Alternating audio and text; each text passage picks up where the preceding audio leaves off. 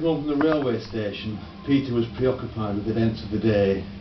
Keys and money had been the dominant features. That morning, as he closed the front door, a glance at the sky suggested he should take his umbrella.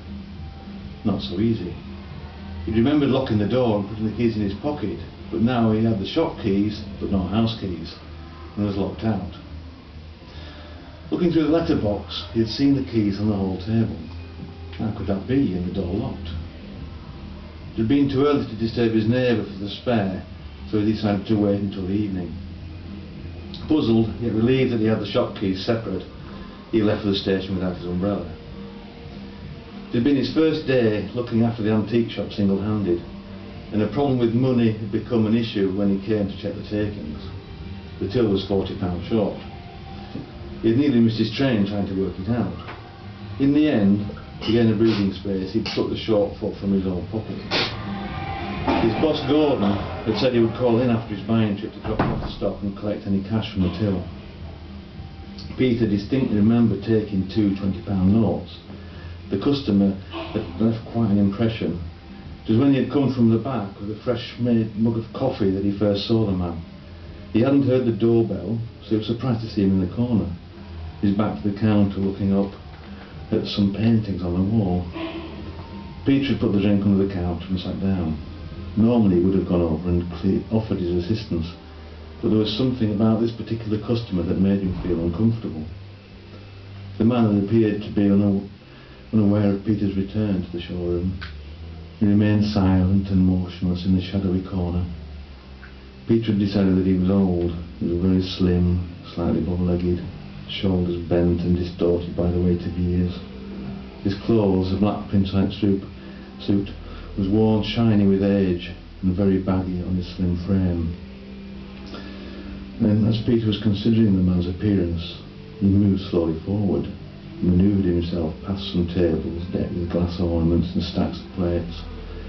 It was as he moved that Peter had caught a brief glimpse of his face. Not enough to make out any detail, but he saw his skin, a pale yellow, dry and stretched across his cheekbones. Stretching out his long, thin arms, the man leaned forward and with long, bony fingers reached forward and with slow determination grasped one of the paintings and lifted it down from the wall. The painting was one that had hung there since Peter had taken the job 2 years earlier, an unsigned canvas blackened by years of collected dust and grime. The subject just discernible as a middle-aged woman sat in a high-backed chair with two young girls sat at her feet. The painting was one that he had often looked at. There was something about it that reminded him of his childhood and visits to see his gran in the house that soon belonged to him. With the painting in his hands and his grasp, the old man inched his way back to where he had been standing. It was at this point that Peter left the counter and asked the man if he wished to purchase the picture. Without saying a word, he lowered the picture and propped it against a table leg, turned to face Peter, reached into the inside pocket of his jacket and removed a wallet. Peter was looking into the man's eyes, dark eyes set in deep eye sockets, shaded beneath black, bushy eyebrows. Everything seemed to be absorbed by those eyes. No light escaped, there was no brightness, no reflections. Even Peter's thoughts seemed to be absent as he gazed at the man. It was only when he felt the touch of the banknotes on his hand that his attention and thoughts came back to him.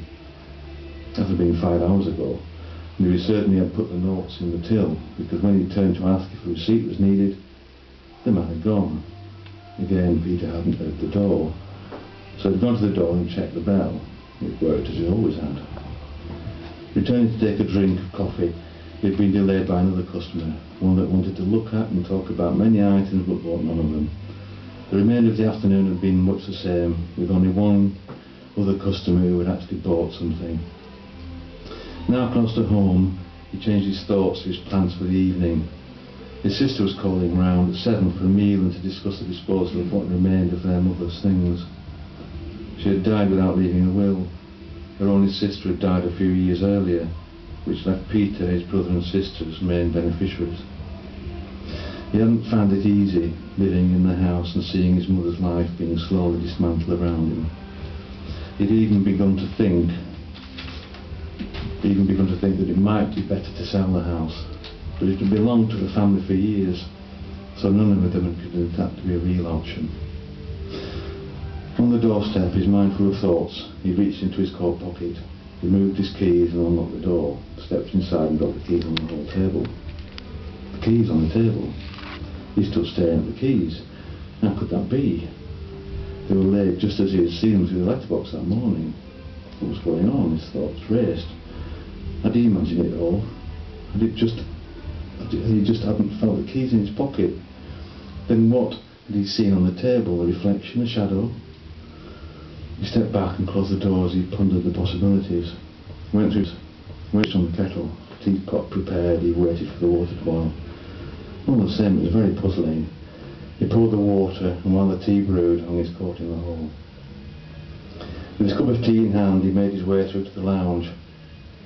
He never heard a sound as the cup crashed to the floor and splintered into pieces. Every part of his body was now locked rigid. All he could do was look straight ahead, his eyes focused on the darkened oil painting on the wall in front of him.